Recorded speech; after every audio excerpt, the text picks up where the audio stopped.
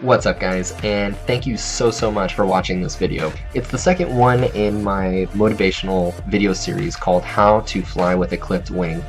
So I'm still trying to figure some things out on here and on the Facebook page and on the website and the Twitter and all that, but so far it's looking pretty good, especially with all the likes and the positive feedback and the comments and the words of encouragement and enthusiasm on it actually.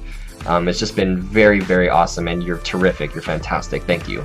If you're tuning in for the first time, my name is Philip Stokes, and in 2006 I was in a motorcycle accident that paralyzed my whole left arm, and after several surgeries I decided to have the arm amputated after I just could not bear any more of the pain from the deterioration. And honestly, it was in super bad shape. I had a bunch of arthritic problems. It was just locked like this, and but with no meat on the arm at all. It's just basically bones. The thing is that it was dying.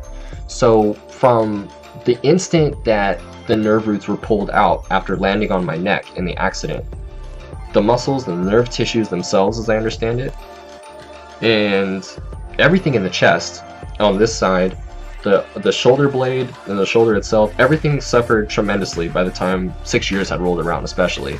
But in any case, I'd like to basically use this series as a way of telling stories of going through life after that and the lessons about my own life that I've been learning along the way, and hopefully in a way that benefits you and where you can take something positive away from these things as well.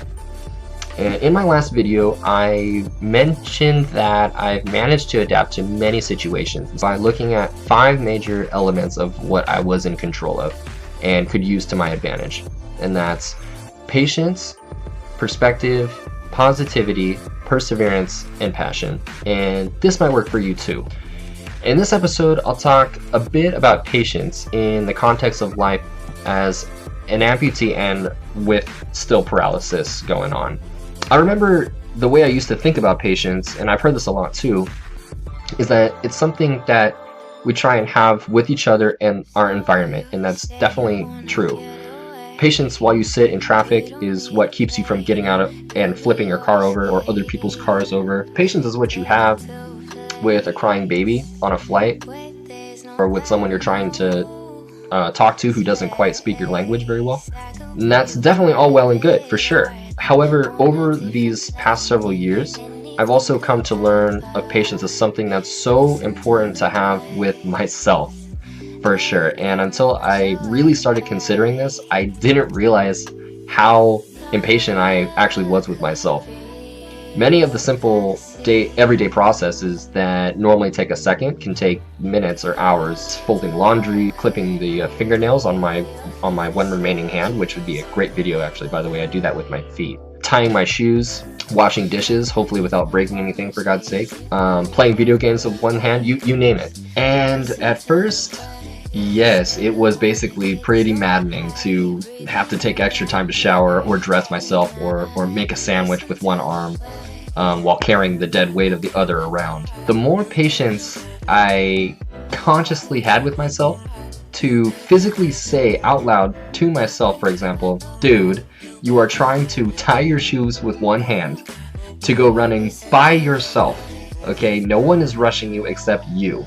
Take more time. Focus on the movement of each individual segment of each finger to really get those knots and loops correct. Focus instead of get frustrated. Don't cut corners by trying to stuff your laces in your shoes, because you know that that's not going to work. The more that I physically did that and said that out loud, the more that I noticed things starting to happen on their own. And no, unfortunately at least, not meaning that my shoes tied themselves, like Back to the Future style, but that before I knew it, once I let go, I started coming up with 9, 10, 11, whatever, different ways to tie my shoes with one hand. It seemed that every time I went to tie my shoes or my soccer cleats, that I would tie them differently than the last time without even thinking twice about what I was doing. I had to learn to use the patience to prevent seriously burdening myself with really unrealistic expectations, especially for my skill level at that time. Another example of this is a good one, is sometimes I would be putting on a button-up shirt and taking a bit more time without being able to use both hands and all that. And I'd get done buttoning them all, only to find that one of the buttons was off from the very beginning. So they were all off center. You know, you talk about the ultimate "are you freaking kidding me" type of situation. Sitting there undoing like minutes of work that normally would take like 10 seconds to do. To me, like, impartially speaking, that sounds messed up in general. But even if you think like, nah, you know, that doesn't sound like that big of a deal, it happens to me sometimes, I mean, it's a button-up shirt, just undo them and quit crying or something. My response is this: yeah, but dude, the reality of having to do things that slowly in general, like for the rest of my life, that reality, even of just that fact, is kind of crazy to think about. And then the guy's like, dang, you know, he's right, shit.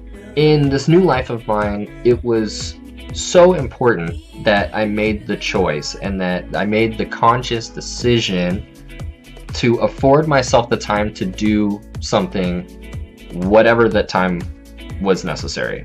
Then I was able to commit that extra energy to the other 4 P's, the extra energy after letting go. So ask yourself, how much patience with yourself do you really afford yourself? Sorry, that just totally reminded me of Austin Powers. So funny. Allow myself to introduce myself. I encourage you to strive to be more patient with yourself than before as you get through whatever the tough situation you're in right now. Do you feel like you're really trying your hardest but something's still not materializing? Find the will from inside to let more of your hard work accumulate maybe over time. Are you having a tough time at home with a family member, or are you having a tough time with a friend and you don't see eye to eye with them at the moment? But deep down, you know that that person's a good person. Have the patience with them to realize that there are probably lots more factors at work in the dispute that you can't imagine or detect. And really have that confidence that as long as you put in your due effort with the other 4 P's, that they will come around. Try it this week and let me know how it goes. For now, that's it for this video about patience. Thank you so much for watching the second video. Please, if you would, comment, like, and subscribe below. Check out my website for lots of other background information, also my motivational speaking services. Please give me feedback on how I can make these videos better for you, because I'm only here to try and help you. Communicate with me so that together we can talk about working through the tough times that life sometimes puts in front of us. In other words, how we can fly despite our clipped wings. I'll see you next time.